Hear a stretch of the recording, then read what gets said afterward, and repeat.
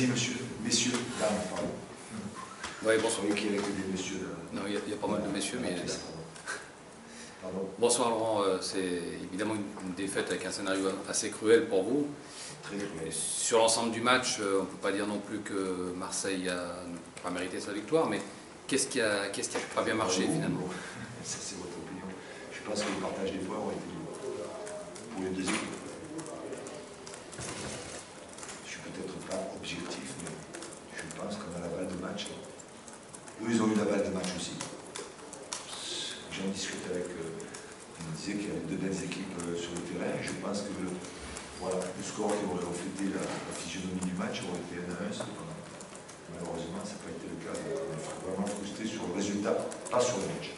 Vraiment. Ça me concerne moi. Je ne suis pas frustré sur le match parce que je trouve qu'on est à net progrès sur pas mal de points. C'est difficile d'être satisfait après une défaite, mais sur le jeu, je trouve que mes joueurs avaient été courageux. Même s'ils ont fait des erreurs. Mais on a fait tous des erreurs. Vous avez fait en tout cas un début de match assez prometteur, vous êtes d'accord? Il y avait On a fait une première mi-temps assez prometteuse et on va se retrouver à la mi-temps 0-0. Et malheureusement, on se retrouve 1-0 parce qu'on fait mal.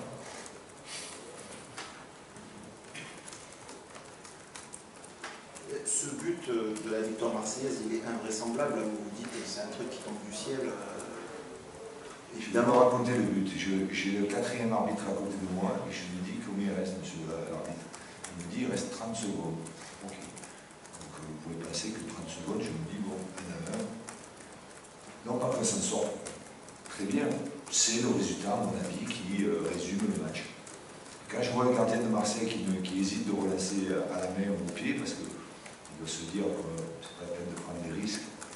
Quand je le vois dégager, je me dis bon, mais ça va siffler là parce qu'on va récupérer certainement le ballon parce que voilà, les attaquants de Marseille, au niveau de la taille, au niveau de l'engagement sur un ballon aérien qui va être dégagé du gardien, on va pouvoir le prendre. Quand je vois qu'on est deux Lyonnais, je me dis là, on va certainement le prendre. Mais non, on ne le prend pas. C'est comme ça, c'est comme ça. Je dis à mes joueurs, c'est indescriptible, ça. Vous ne pouvez pas le décrire, la déception que l'on peut avoir sur des matchs comme ça. Quand on mérite, à mon avis, de prendre un point et qu'on ne le prend pas dans les dernières minutes parce qu'on ne fait pas exactement ce qu'il faut jusqu'à la dernière seconde du match, ça va nous trotter ça va leur trotter et ça va nous trotter dans la tête, notamment quand on va le revoir mardi matin. Anto, en plus, avait fait un match assez stratosphérique. Incroyable. Bon, le presse n'a pas été mal non plus. Les gardiens ont été sollicités, ça veut dire qu'il y a eu des actions, ça veut dire qu'il y a eu de l'engagement, ça veut dire qu'il y a eu beaucoup de joueurs offensifs dans la surface de réparation. Moi, ce qui m'a marqué, c'est que des deux côtés, je ne sais pas si vous l'avez remarqué, mais quand il y a eu des occasions, que ce soit du côté de Marseillais ou du côté des Lyonnais, il y avait beaucoup de monde dans la surface de réparation. Beaucoup de projections offensives. Moi donc, c'est le football que j'aime. Alors concrètement, vous ne faites pas une très bonne opération, c'est le moins qu'on puisse dire, alors que Lille est... Il n'y avait pas d'opération. L'opération, c'est de gagner 3 points. Ouais. Donc quand tu as gagné 0, tu as fait une mauvaise opération. Ouais. Et par rapport au résultat d'aujourd'hui, est-ce que ça vous a mis une petite pression aussi? Je disais ça aux confrères. Ça, c'est pour vous. Ça, c'est votre travail de tous les jours, c'est votre quotidien de tous les jours, d'essayer de faire espérer, pas espérer, comprendre. Nous, ce que je voulais dire, c'est que, je vais faire une métaphore, arrêtons de regarder ce qui se passe chez les voisins. Occupons-nous de nous.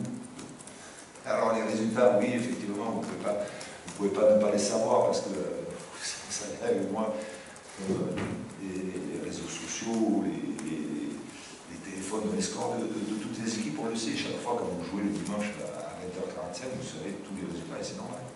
Faisons ce qu'on doit faire. Voilà. Et tout le monde se portera bien. Voilà. C'est-à-dire que voilà, il y a des matchs, il y a des équipes qui ont gagné, il y a des équipes qui n'ont pas pris de points, il y a des équipes. Mais il faut se concentrer sur ce qu'on a à faire, nous. Et ça va être pareil pour Strasbourg, ça va être pareil pour Montpellier, ça va être pareil pour les 6 matchs qui restent. Arrêtons de regarder et de se projeter, etc. Ça, on vous le laisse à vous. vous le faites très bien d'ailleurs. En ce qui concerne votre adversaire, vous nous aviez dit tout le bien que vous en pensiez avant le match aller. Là, beaucoup de monde... Je les ai gênés, on les a gênés. Mais est-ce que vous les avez trouvés plus fatigués, moins bien physiquement, comme beaucoup de monde semble le penser actuellement?